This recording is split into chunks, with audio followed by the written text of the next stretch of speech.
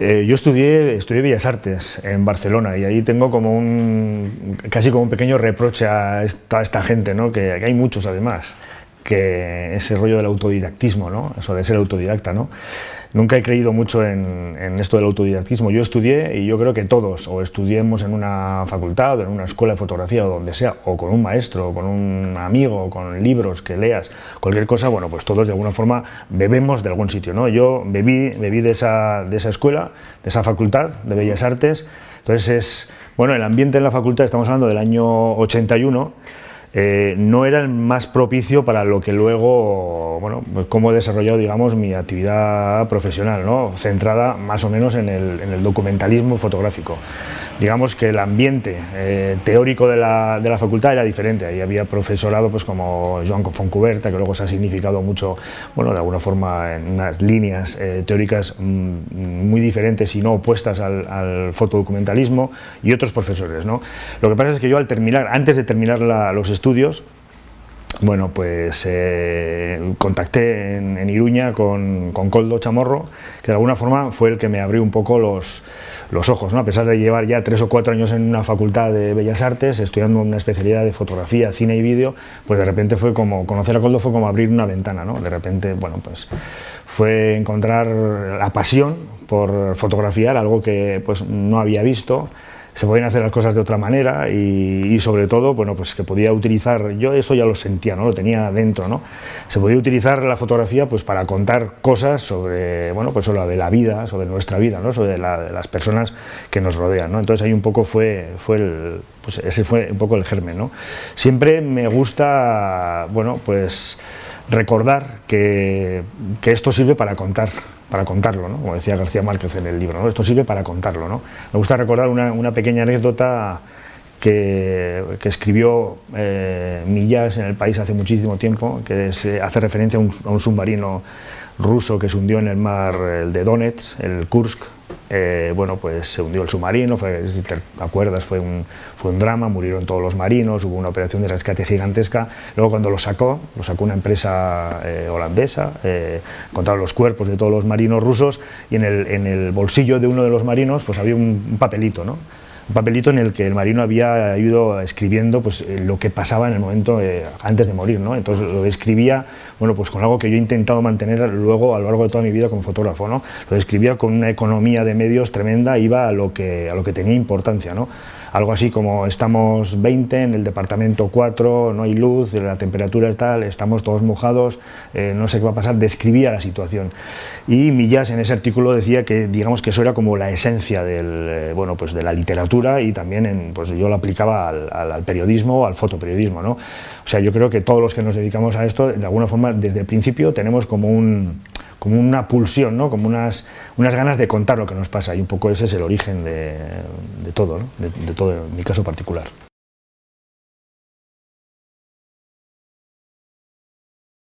No ha cambiado en ninguna razón, ¿eh? Sigo con la misma pulsión.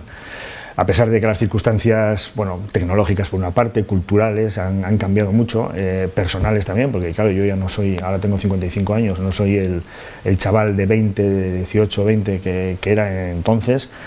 No ha cambiado en absoluto, yo sigo con las mismas ganas de contar, creo que además estamos en todos los momentos históricos son iguales, pero este momento yo creo que merece ser contado con la misma pasión que te decía antes, con intensidad, con mucha reflexión, incluso más, ¿no? Porque yo creo que ha habido, bueno, pues en los últimos años, hablo ya de la evolución del lenguaje fotográfico desde los últimos 30 años, aunque venga un poco de antes, pues se ha instalado como, ¿cómo decirlo?, como una especie de era del simulacro, ¿no? Y ese simulacro, pues al final nos hace percibir las cosas de una forma diferente y yo creo que ahí el documentalismo riguroso, yo creo que tiene mucho que decir. Digo riguroso porque una de las cosas que me enseñó Koldo fue el rigor, ¿no? Hace poco leía que hacer una buena fotografía era muy fácil.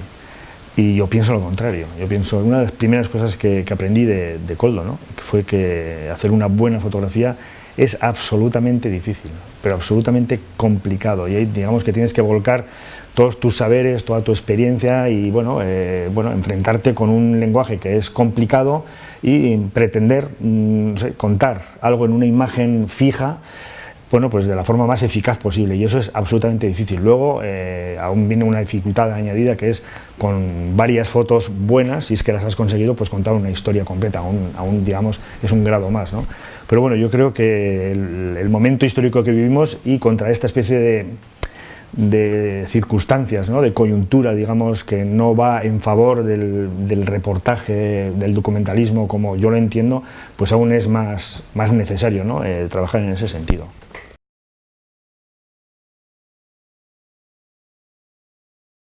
Sí, sí, y fíjate, no, yo no lo encuentro, y no tanto por su calidad como autor, la cual es enorme, sino también como revulsivo, ¿no? Como ese que agita el avispero, ¿no? Y bueno, y provoca y te no sé, te plantea preguntas, ¿no? Que es algo también para mí decisivo a la hora de practicar el documentalismo, ¿no?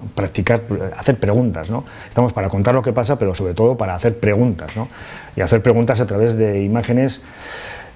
Otra cosa de Koldo, ¿no? Imágenes, digamos, ambiguas, ¿no? Ambiguas, que no nos den todo mascado, ¿no? Y ahora, lo que te decía antes, yo creo que la coyuntura actual, bueno, pues nos da muchas de las cosas que queremos consumir en cuanto a producto fotográfico o fotoperiodismo o comunicación, pues muy mascado, ¿no? Entonces, cuanto menos esfuerzo hagamos, cuanto menos trabajo realicemos, pues mejor, porque podemos dedicarnos a otra cosa. Entonces, esa ambigüedad, esa lentitud, esa soledad también, bueno, pues ese trabajar por la memoria, pero de una forma pausada, ¿no? De una forma compleja también, compleja no en el sentido de hacer productos, digamos, difíciles, sino, bueno, pues que tenga una profundidad. Es algo que, bueno, pues que ojalá ahora estuviera más presente, ojalá hubiera algún Koldo Chamorro que agitara el avispero en ese sentido, ¿no?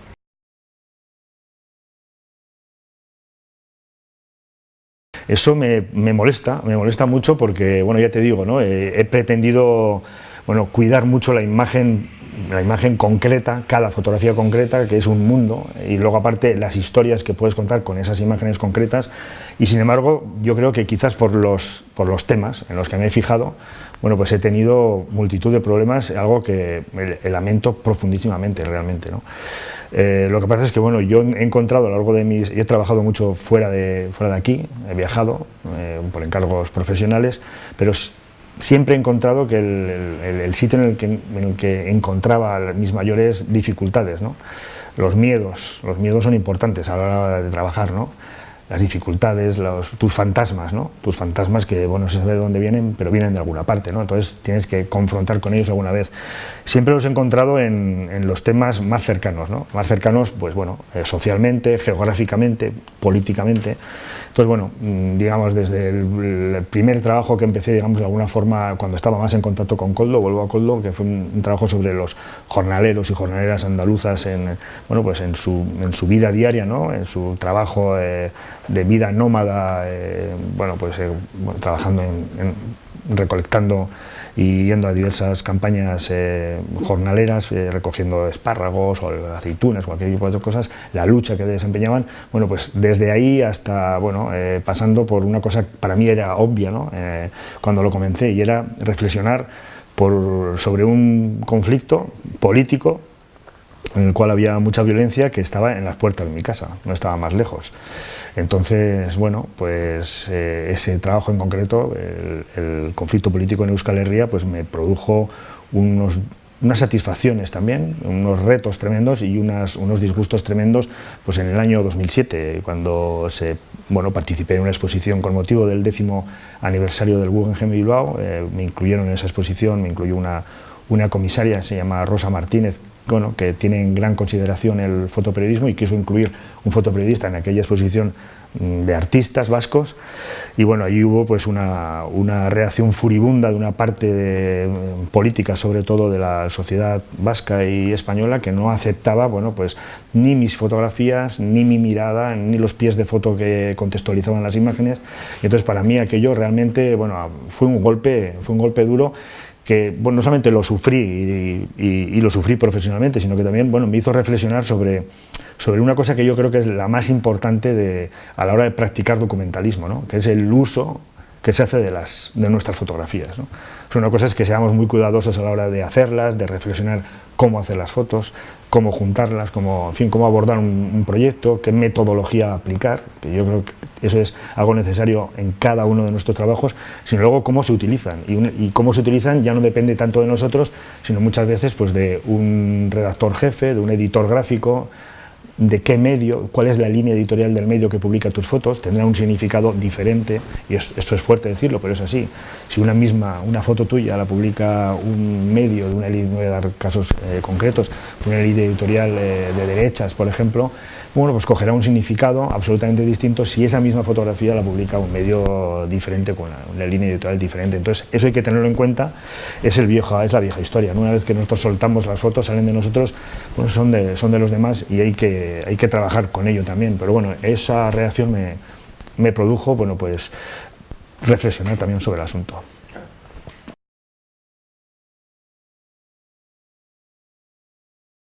Yo también lo creo, vuelvo a lo de antes, ¿no? Tus fantasmas, tus historias, tus miedos están en lo que tú conoces, ¿no? Por eso es mucho más difícil trabajar en lo cercano que en lo lejano. Yo he trabajado en lo lejano y finalmente lo que te decía, encuentro que seguramente, aunque estoy muy satisfecho de ciertas imágenes concretas o de ciertos trabajos concretos que he hecho, no me siento bien representado ahí. Sé que hay algo de impostura ahí dentro, ¿no? Igual no soy el más adecuado para hablar de esos lugares, ¿no? Quizás allá haya alguien que sabe las claves mucho mejor que yo y que, bueno, que sabe manejarlas. Al fin y al cabo, bueno, aquí hay mucho de qué hablar, porque la fotografía nace con ese sello, ¿no? de mirar lo exótico, ¿no? La fotografía es un invento francés, occidental, y entonces, como tal invento occidental, bueno, pues se dedica desde el primer minuto a mirar lo exótico, ¿no? Lo exótico a veces también está aquí mismo, ¿no? Pero en aquel momento pues se organizaron grandes expediciones, pues, no sé, a Egipto, a África, a fotografiar aquello que era tan lejano. Otra cosa exótica, eso también está bien para reflexionar, ¿no? Que la tenemos muy cercana y que la fotografía ha mirado con deleitación, es la pobreza, ¿no? La miseria, es uno de los grandes temas de la fotografía. La fotografía no solamente es occidental, es un invento occidental, sino que es un invento burgués. Entonces, claro, esa burguesía de alguna forma mira a la pobreza pues como algo exótico, ¿no? Estas son cosas que hay que tener en cuenta cuando fotografiamos, ¿no? Cuando fotografiamos un montón de años después de aquellos iniciadores de la fotografía. ¿Por qué nos fijamos a veces en ciertos países, en ciertos temas que tienen mucho que ver pues, con la miseria, en fin, hay que tener en cuenta eso, ¿no? Yo realmente no son mis temas, lo que decías estoy de acuerdo, ¿no? Haciendo un repaso hay como una fijación con cierto espíritu de resistencia, ¿no? De ciertos colectivos, ¿no? No solamente de resistencia, sino algo que también me he preguntado, ¿no? Con el tiempo, ¿no? La resistencia y luego como la derrota, ¿no? Eso también no sé, me lo pregunto, ¿no? Hay resistencia y hay derrota, ¿no? Hay como fracaso, derrota, una sensación de... Y bueno, y justamente el que provoca esa derrota o el que vence, ¿no? Está ausente, ¿no? Eso lo percibo también, ¿no? Está ausente. Está ausente.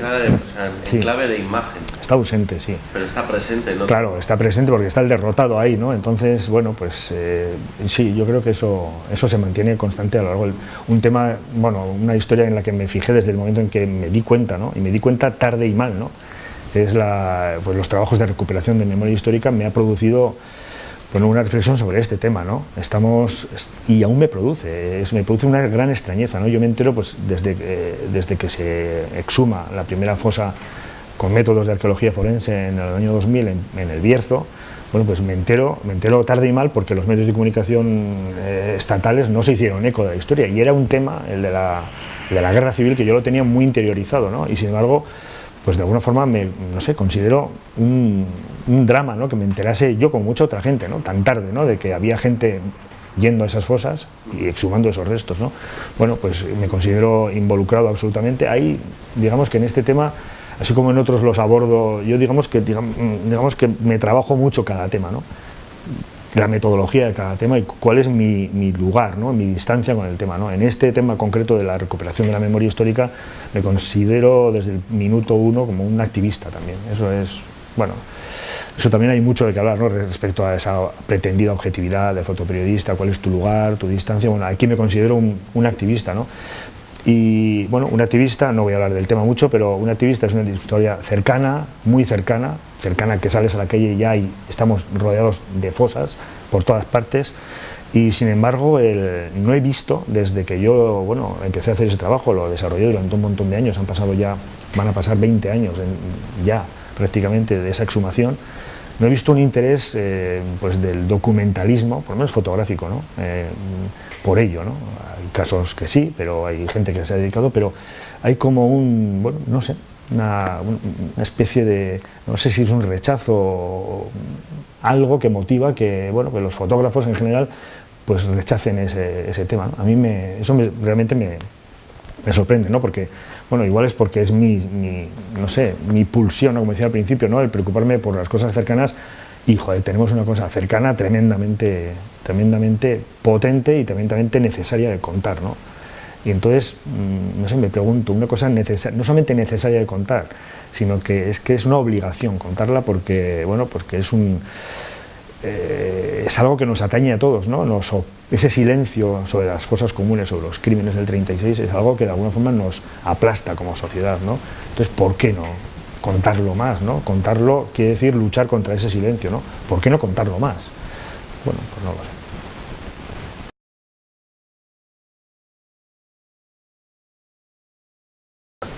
Ya, pues sí, esa ida y vuelta yo creo que es importante, ¿no? Igual no lo había reflexionado yo tanto sobre eso, pero me gusta, ¿no? Un poco esa comparación.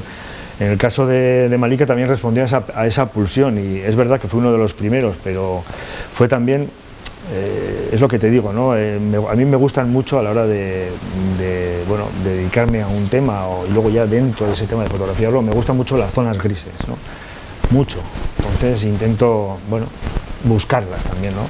Me siento más incómodo, ¿no? Más interpelado por muchas cosas, ¿no?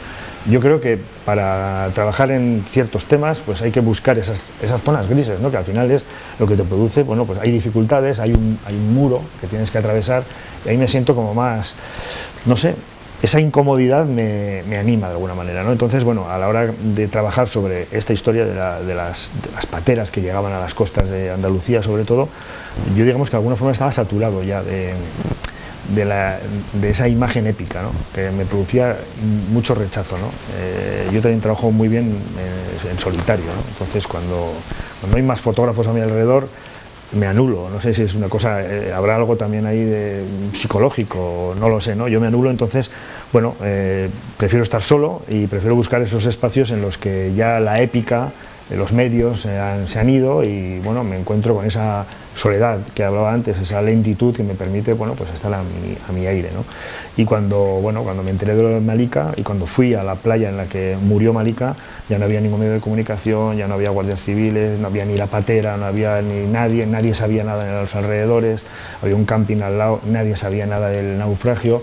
Entonces, digamos que ahí de alguna forma, encuentro ese punto de partida que a mí que es muy difícil también, ¿no? Es difícil porque, tú lo has vivido también, hay una gran diferencia entre ir a un lugar en el que pasan cosas evidentes y hay una cierta facilidad en resolver fotográficamente una situación, pues no sé, porque hay violencia, porque hay una guerra, hay un conflicto bélico, pasan cosas, ¿no? Pero luego cuando te encuentras con una historia en la que no hay nada, una playa vacía, una historia que contar, pues ahí de repente tienes que buscar, ¿no? Y ahí empezó la historia de Malika, cuando ya se había ido todo, y pues de repente vino un viaje de vuelta a un lugar que realmente se había visto poco, ¿no? ¿Qué pasa con esta gente? Pues al final era ponerle un nombre a una niña y volver al pueblo del que había salido, y no quedarme en esa playa llena de cadáveres o en esa cosa yo creo que ya tan repetitiva, ¿no? Y que pues de alguna forma nos satura un poco.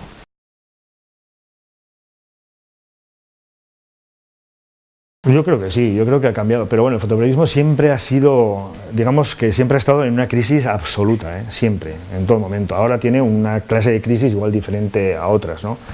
Yo creo, por ejemplo, recuerdo hace unos 20, 25 años por ahí que el fotoperiodismo, que ya estaba en crisis, como digo, respecto a su aparición en los medios de comunicación, yo creo que ya llevamos muchos años en los que el fotoperiodismo no está en los medios de comunicación, no sabemos dónde está. Hay fotógrafos, fotógrafas que hacen trabajos enormes, pero no sé dónde se ven, en alguna exposición, en algún festival, no se sabe, ¿no? Entonces, bueno, cuando el fotoperiodismo de alguna forma abandonó los medios de comunicación, buscó hace unos años su acomodo, su lugar en el mundo del arte, por ejemplo. El mundo del arte, bueno, recibió ciertos productos del fotoperiodismo con avidez, digamos, ¿no? ¿Y es su hábitat natural? No, claro que no.